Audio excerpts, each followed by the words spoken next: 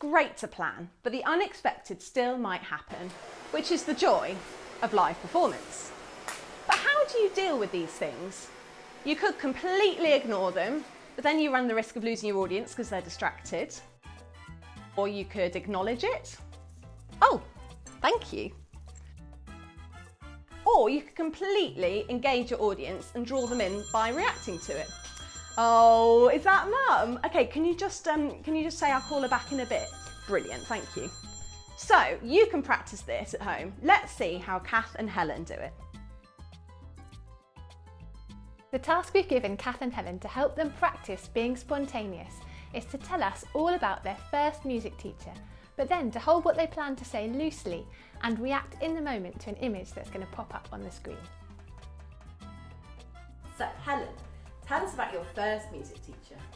My first cello teacher was Julia. She was like another grandmother to us. She was just lovely. She would do all these little arrangements. She'd get us playing in groups.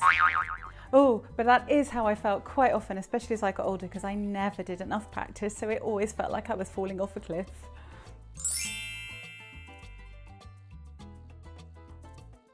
So, Kath, tell us about your first music teacher. Well, my first music teacher was called Peter Watmo, but we had to call him Mr. Watmo because he was quite important and sometimes a little bit scary. And he used to teach us in the medical room at school, which smelled like TCP, and it was always a weird combination because sometimes people would be coming into the medical room looking a little bit like this because they had some kind of injury, and I was there playing my scales and my arpeggio. So it was always a very strange experience, my violin lessons at school.